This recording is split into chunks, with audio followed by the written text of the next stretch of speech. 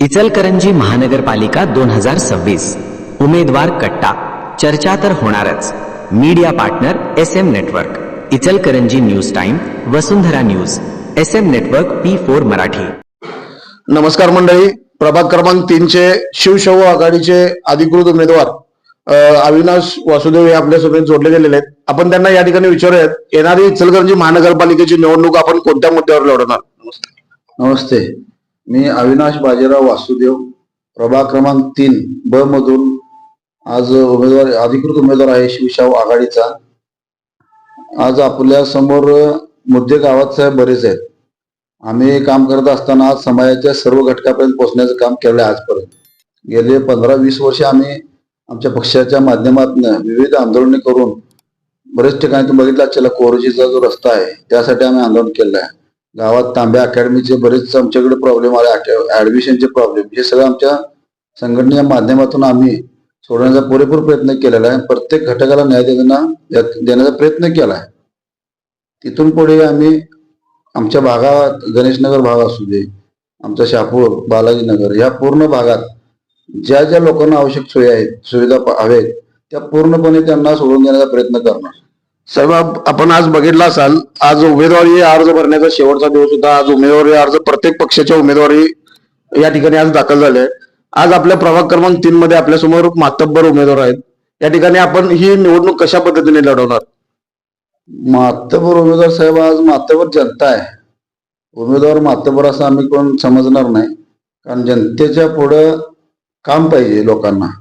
जनता जे काम करतात त्यांना निवडून देणार, त्या पद्धतीने आम्ही आमचे बाकीचे उमेदवार जे आहेत, शिरगावे साहेब असतील आमचे, त्या समाजाच्या प्रत्येक घटक, दवाखान्याचं काम असू दे, पोलीस स्टेशनचं कोणतंही काम असू दे, शासकीय कोणतंही काम असू दे, ते प्रत्येक लोकांना वेळ देऊन ते काम पूर्ण करून देण्याचा प्रयत्न करत असतात। आज गुड्डू शेख सारखा एक माणूस पूर्ण 25 वर्ष समाजकार्यासाठी त्या माणसानं झोकून दिलेला आहे। आज साजिद बेंद्रे सारखे एक तरुण आमच्यासोबत सामील झाले, जे आम्हाला ताकद देण्यासाठी त्यांनी सुद्धा पुढाकार घेतला। सोबत मी आणि आहेच, आम्ही चौघं मिळून या गणेशनगर भाग असू दे, शहापूर असू दे, पूर्ण भागाचं नंदनवन केल्याशिवाय साहेब राहणार नाही। साहेब, या ठिकाणी आपल्या पॅनलमध्ये बेंद्रे साहेब असतील, आपण स्वतः असाल, शिरगावे साहेब असतील, गुड्डू शेख असतील।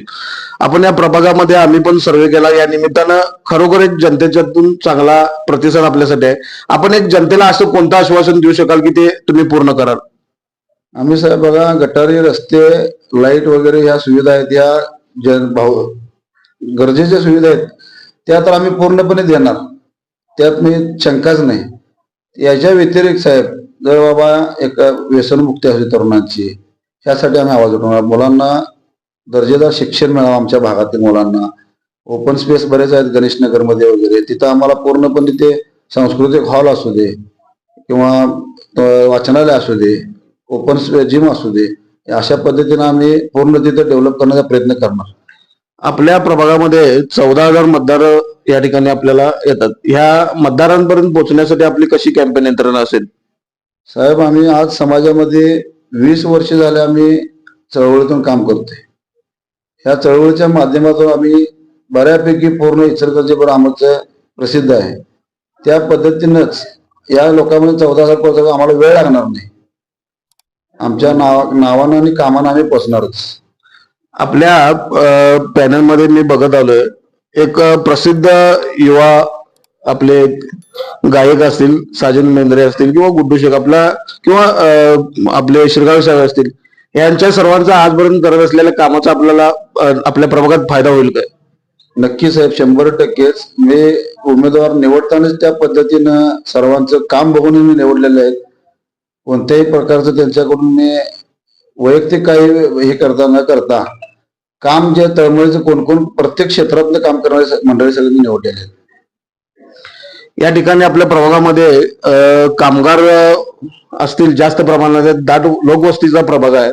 या प्रभागातील नागरिकांसाठी असं कोणतं एक आपल्यासमोर विजन असणार आहे की ते जेणेकरून तुम्ही पूर्ण कराल? मी स्वतः एक उद्योजक आहे।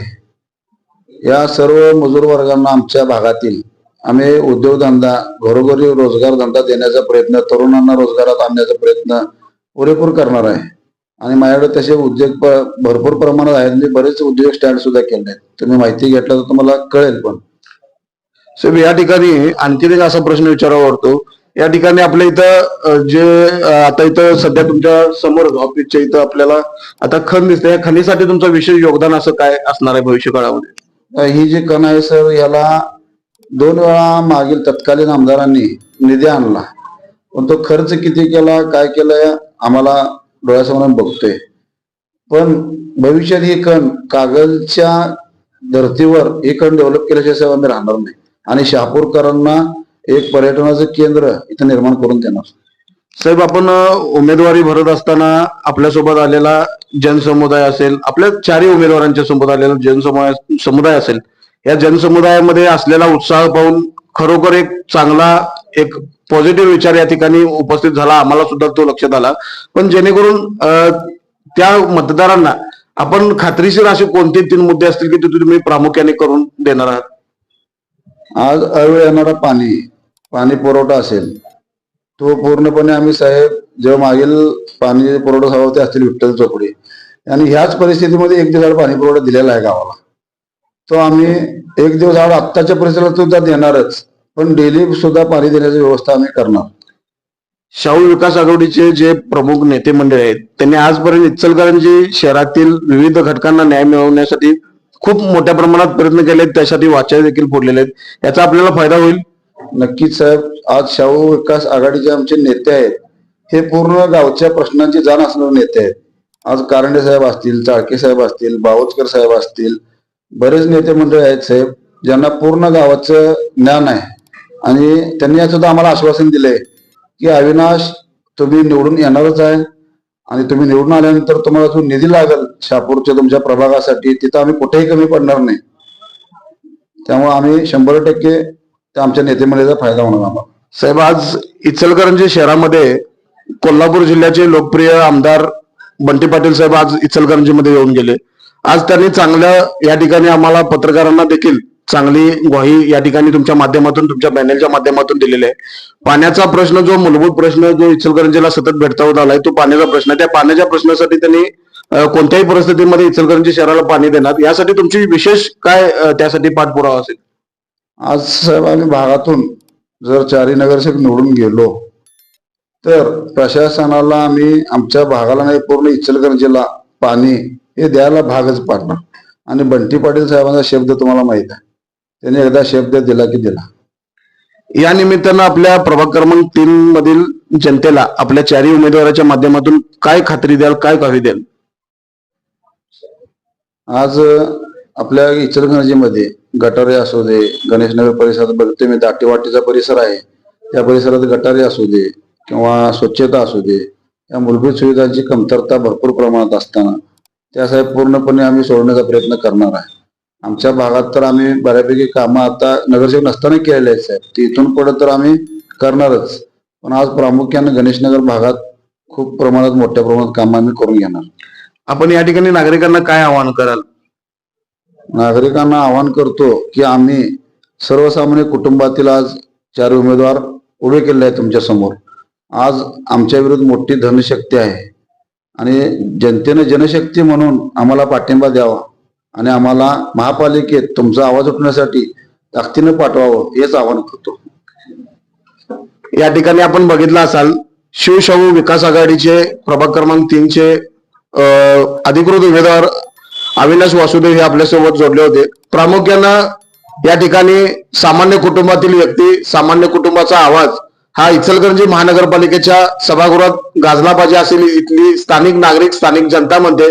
या निमित्तानं येणारा काळ आणि येणारी वेळ ही नक्कीच त्यांच्या पाठीशी उभे राहील अशी इथं या ठिकाणी शुभेच्छा आणि सदिच्छा देतोय आणि या ठिकाणी इथे थांबतोय. धन्यवाद.